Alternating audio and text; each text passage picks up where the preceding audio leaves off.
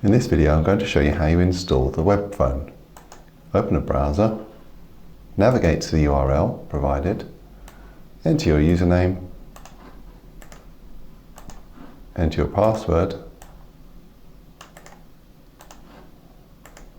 You can check the password, press login.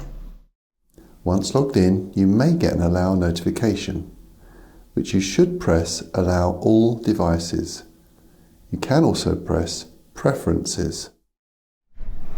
And under preferences, you should check that the audio settings match those of your preferred audio headset or speaker device that you're using on the computer.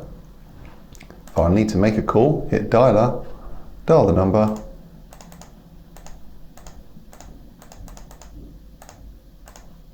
press the green button, wait to be connected. Hello CFone. And that concludes how you install the WebFone app. Thank you.